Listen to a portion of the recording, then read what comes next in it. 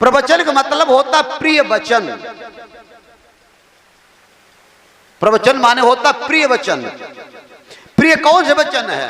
वचन प्रिय हैं कौन से? प्रिय वचन वो होते हैं जिससे हमारा काम बने। अभी हम लोग यही नहीं जानते प्रिय वचन कौन सा है। अब प्रिय वचन जब सुनोगे तो अंदर से खुशियां पैदा होंगी, बाहर से हो या न हो। प्रिय वचन जब कान में जाएंगे तो अंदर से हौसला बुलंद हो जाएगा, मानो संसार की दौलत मिल गई है। अब हम तुमको बताते प्रिय वचन कौन से होते हैं। एक नगर में एक भैया रहते थे, उनके घर में लड़के का जन्म हुआ। अब वो लड़का अकेला था, पैसे वाले बहुत थे, हकला पैदा हुआ, हकला, बदसूरत, सूरत भी बढ़िया नहीं और बोलने में हकला, लेकिन बहुत बड़े आदमी थे। उन्होंने उस लड़के को देश से लेकर विदेश तक पढ़ाया।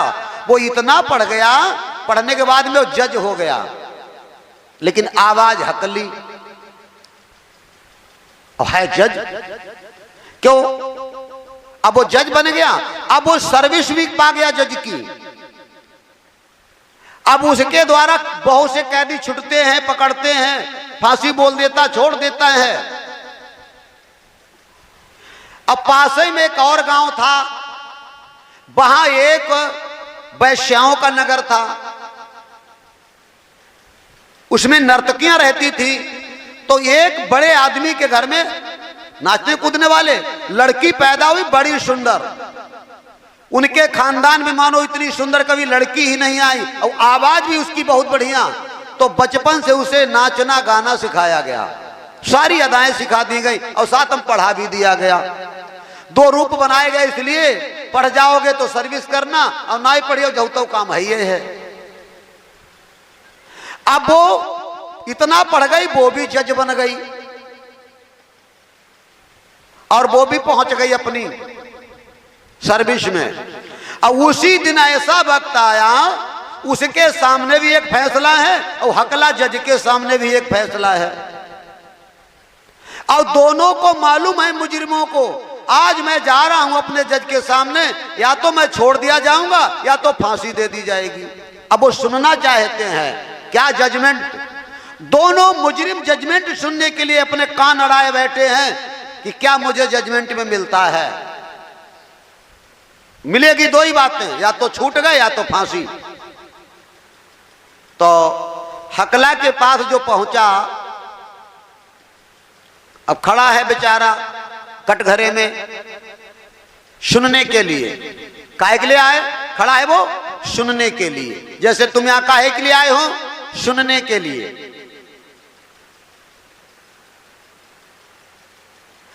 यहां पर वही जज है, वहीं पे वही अदालत है। राजा परीक्षित जो सुन रहे थे, उसमें सुखदेव जी जज हैं, परीक्षित मुजरिम हैं, और यही सुनना चाहते हैं मैं फंसूंगा या छूट जाऊंगा। मैं नरक चला गया तो फंस गया, और स्वर्ग चला गया तो छूट गया। बोलो है अदालत के नहीं? और यही सुनने के लिए बैठे अपनी अदालत में जज के सामने। लेकिन तुम लोग काहे के लिए बैठे हो यहां? मजा लेने के लिए, तभी थोड़े लिए लोग आए हो। अगर अदालत को छुटने के लिए आ जाते तो शायद अपनी अदालत में बैठकर आज मुकदमा फाइनल कर लेते। यही तो बात है। मनोरंजन की दुनिया होती, बहुत लोग आ जाते। हकला जज ने पहले तो गाली बकी, वो भी हकला के। अब हम हकला तो है ना, बताई देते कैसे हकलात हुई। बड़बड़ाया, गुस्सा दिखाई, तो वो मुजरिम चुप्पा खड़ा है और सिकुड़ गया। उसे डर है उस बात का, कहीं ये ना निकल जाए तेरी फांसी। और है क्या डर? बाकी जितनी देर बड़बड़ाया वो शब्द इतने खराब नहीं है जितनी फांसी वाला खराब है। उसी को सुनने के लिए चुपचाप खड़ा है। बाद में उसने कह दिया धीरे से जा, नालायक तुझे छोड़ दिया, अब गलत काम कभी मत करना, अपने परिवार बच्चों के साथ चैन से रहना, जा अपने घर में जा, अब मैंने तुझे माफ कर दिया। आप बताओ, हम तुमसे पूछते हैं, जब ये हकले वक्त ने आवाज से बताया है छूट गया परिवार बच्चों के साथ रहना, मुझे छोड़ दिया, तो बताओ अंदर से गदगद हो गया होगा कि नहीं? आनंद आया होगा सुनकर के नहीं?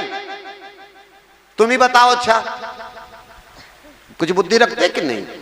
अब ये तो फैसला हो गया, अब पहुंचो रंडी नर्तकी के सामने जो खड़ा है, ना वो गरियाती है, ना गाली बकती है, ना कुछ कहती है, वो उस मुजरिम के सामने मुस्काती है, मुस्काती है।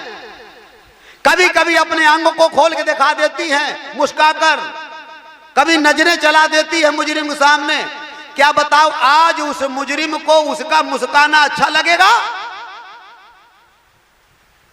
उसका सुंदर शरीर अच्छा लगेगा? कभी कभी वो गुनगुनाती बैठी है अपने आप में और देना चाहती सजा। क्या उसके मुंह से निकला गुनगुन गाना उस मुजरिम को अच्छा लगता है? कई अदाएं करके उसने और बाद में तिरछी नजर करके मुस्का करके कलम से लिख करके क्या बोली है, रे मैंने तुझे फांसी दे दी, और उठकर चली गई कमर हिला करके। बताओ, क्या इसका कमर हिलाना मुस्काना ये अच्छा लगा उसे? यहां पर बताओ, सबसे वजनदार बात, मीठी बात, अमृत भरी बात, शरीर को गदगद करने वाली बात हकला की रही या इस रंडी की? किसकी रही भाई? यही जब तुम्हें ज्ञान हो जाएगा, जिस दिन उस दिन तुम अच्छे वक्ता की बात बढ़िया हो, सुनने में स्वाद हो, हकलाने वाली हो, मिठास हो, गाना गाता कि नहीं गाता, बजाता कि बजाता नहीं, रिझाता कि रिझाता नहीं, ये सब छोड़ दोगे। बस एक ही बात, हम मुजरिम हैं और ये जज है, हमको फाइनल में निकाल दे। इतना ज्ञान जब हो जाएगा, जब आत्म ज्ञान हो जाएगा, तब अच्छा लगेगा, तब संत महात्माओं की बात तुमको अच्छी लगेगी। और सुनकर जो उनके रास्ते पर चलना शुरू कर देगा, बाद में उसकी भी कथा बन जाएगी। ये लिखा है, खाली सुनकर नहीं बनेगी भाई। जैसे तुम किसी की खेत की बढ़िया फसल देखने गए, किसी की बढ़िया खेत खड़ा है, फसल बढ़िया खड़ी है, और तुम देखने गए, और बाद में तुमने उससे पूछा कि भैया इतनी बढ़िया फसल कैसे हुई, तो तुमको कुछ सुनाएगा वो, कितना खाद लगाया, कितना पानी लगाया, कैसे जुड़ाई करी, तुमने सुना कि नहीं?